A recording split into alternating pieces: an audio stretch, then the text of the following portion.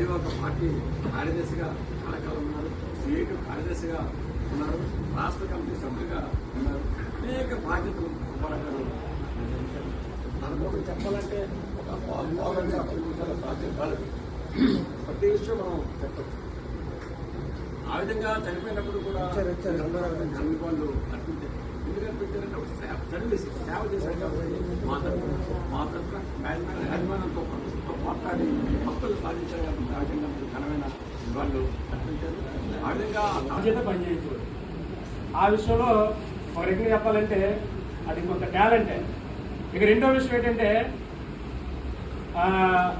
10 మందికి భోజనం పెట్టేవాడు, అతను సంబరపడిపోయాడు. మరి అది అందరిలో ఉండదు ఆ క్వాలిటీ, కొంతమందిలో ఉంటుంది ఆ క్వాలిటీ. మేము చాలాసార్లు లైవ్లో చూసాం. ఇంటికి వెళ్ళినా వాళ్ళు మెసేజ్ చేత ఏముంటే అది టిఫిన్, ఇడ్లీ ఉంటే ఇడ్లీ అప్పటికప్పుడు రెడీమేడ్గా తయారు చేసి పెట్టేవాడు.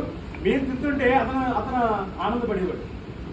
మా ప్లేట్లో మళ్ళీ అతను తిన్నవి కొంత సగం మళ్ళీ మా ప్లేట్ వేసేవాడు. అది తినరా కుర్రోళ్ళు మీ కాకుండా ఎవరని అది చేసేవాడు. అంటే కార్యకర్తల్ని, పనిచేసే కార్యకర్తల్ని చూడడంలో అతనే సాటి. ఇంటికి వచ్చేవాడు, మా పిల్లల్ని బర్త్డేలకి చెప్పకపోయినా తెలుసుకొని వచ్చేవాడు. తెలుసుకొని చూసి పరామర్శించి మిస్సెస్ని పిల్లలతో సరదాగా మాట్లాడుకొని ఆ తాతయ్య బాగున్నావా, తాతయ్య బాగున్నా పిల్లలతో మాట్లాడుకొని సరదాగా వచ్చి వెళ్ళేవాడు. ఆ విషయంలో అప్పుడు ఏంటంటే మాలాంటి కార్యకర్తలకి మరింత కమిట్మెంట్, మన కష్ట సుఖం కూడా చూస్తారు లీడర్లు అని మరింత కమిట్మెంట్గా మేము పనిచేసేవాడు. మరి ఆ రకంగా పనిచేసాం కాబట్టి 6 నెలలు జైలు శిక్ష పడింది మాకు. 6 నెలలు జైలు శిక్ష. జడ్జి గారు చెప్పారు క్లియర్గా, రమణకి నాకు నోకరాజుకి నీకు పెళ్ళిళ్ళు అయ్యాయి అని అడిగింది. మేడం గారు అయ్యాయి అన్నాం. పిల్లలు ఉన్నారా అన్నారు. ఉన్నారండి అంటే అయితే పని చేయండి, మీరు పెళ్ళిళ్ళు అయ్యి ఉన్నారు కాబట్టి మీరు శిక్ష తగ్గిస్తున్నాను, 15,000 జరిమానా, ఒక 6 నెలలు జైలు శిక్ష చేసి చెమటలెక్కిపోయి ముగ్గురికినే ఏం చేయాలో తెలీదు. వెంటనే సుబ్బారావు గారు ఫోన్ చేసి మీరు భయపడకండి, మీరు సాయంత్రానికి అలాగ అక్కడే కూర్చోండి, మీరు బెయిల్ తీసేస్తామన్నాడు.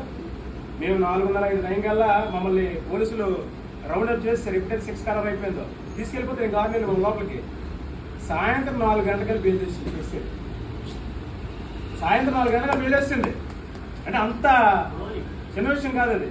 మేము కనీసం 10 రోజుల్లో ఆల్రెడీగా రిమాండ్ 5 రోజులు ఉన్నాం, ఇంకో కనీసం 15 రోజులు మేము లోపల ఉండాలి బెయిల్ రావాలంటే. కానీ వెంటనే అది ఆన్ ది స్పాట్లో బెయిల్ తీసుకొచ్చి, అంటే కార్యకర్తల్ని కాపాడుకుంటే తప్ప సంఘం ఉండదని చెప్పేసి అదొక ఆదర్శం అది. అందువల్ల అతనిలో బెస్ట్ క్వాలిటీస్ ఏంటంటే ఆ రకంగా. అలాగే రెడ్డి గారు కూడా కాంప్రమైజ్